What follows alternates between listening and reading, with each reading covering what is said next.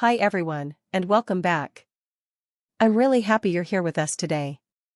Alex and I wanted to talk about something very important, something we all struggle with, even if we don't always admit it, and that is time. Not having enough time, wasting time, or feeling at the end of the day that we were busy but not really present.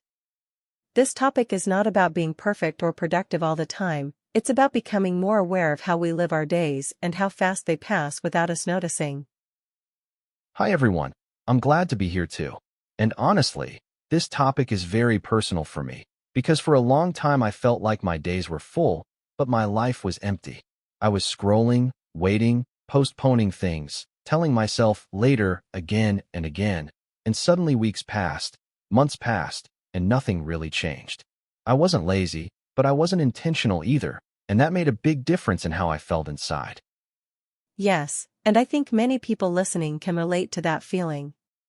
We wake up, we check our phone, we answer messages, we watch videos, we jump from one thing to another, and before we know it, the day is over. And then we feel tired, but not satisfied. We feel like we used our energy, but not for ourselves. Wasting time doesn't always mean doing nothing, sometimes it means doing too many things that don't really matter to us. That's such an important point. I used to think that wasting time meant lying on the couch all day, but now I understand that I was wasting time even when I was busy, because I wasn't choosing what deserved my attention. Time is not only about hours and minutes, it's about focus, presence, and intention.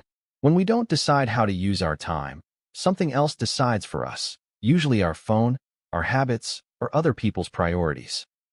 And the hardest part is that time feels invisible. You don't feel it leaving. You don't hear it. You only notice it when something is gone, when an opportunity passes, when you realize you didn't try, or when you feel regret. That's why this conversation is not about pressure, it's about awareness. When you become aware, you can start changing small things, without fear, without stress. Exactly.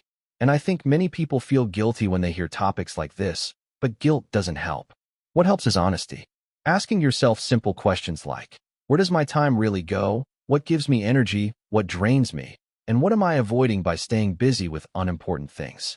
For me, wasting time was often a way to avoid discomfort, fear, or effort.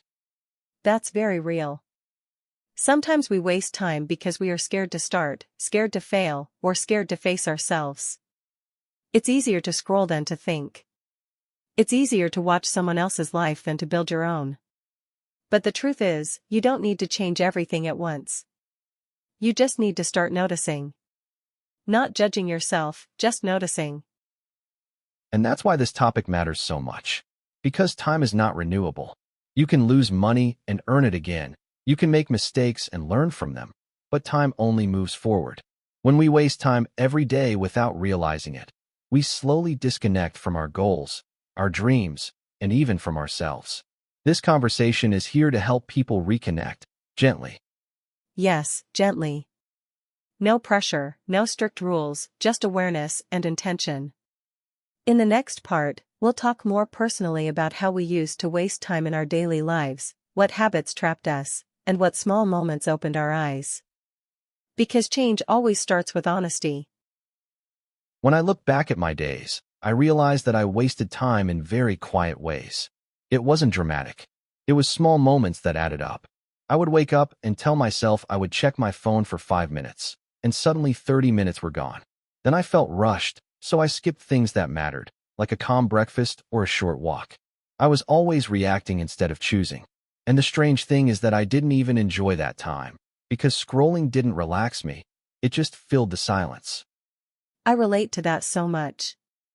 For me, wasting time often looked like waiting. Waiting to feel motivated, waiting to feel confident, waiting for the perfect moment to start something. I spent so much time thinking instead of doing. I would plan my day in my head again and again, but I wouldn't take the first step. At the end of the day, I felt tired, not because I did too much, but because I carried everything in my mind without moving forward. Yes, overthinking is a big-time thief. I remember sitting at my desk, opening my laptop, closing it, opening it again, and doing nothing for an hour. I was present physically, but not mentally. I told myself I was preparing, but honestly, I was avoiding effort. That made me feel disappointed in myself, and that disappointment pushed me to waste even more time, like a cycle I couldn't escape. And sometimes we waste time by saying yes to everything. I used to say yes to conversations, messages, favors, even when I was exhausted. I didn't protect my time because I didn't want to disappoint others. But by doing that, I disappointed myself. I gave my best energy to everyone else, and I kept the tired version for my own dreams and goals. That's such an important point. Wasting time is not only about screens or laziness, it's also about boundaries. When you don't decide what matters to you, you give your time away without realizing it. I remember days when I helped everyone, answered every message, reacted to everything, and at night I felt empty, like the day wasn't really mine. For me, another way I wasted time was living in the past.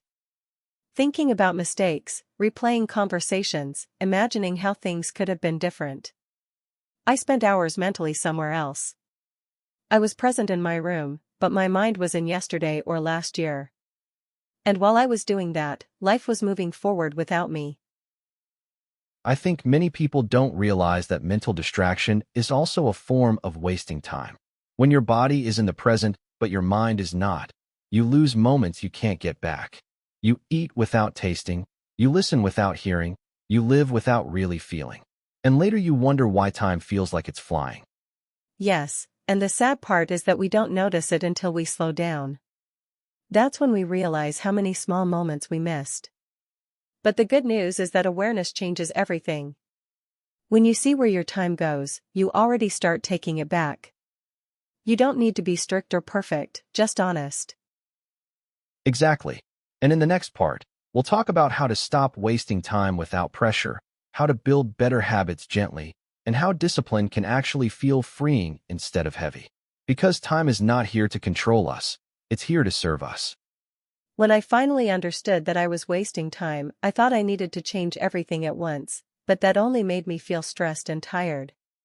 What really helped me was starting very small and being kind to myself. I stopped trying to control my whole day and instead focused on 1 or 2 moments that mattered, like how I started my morning or how I ended my evening.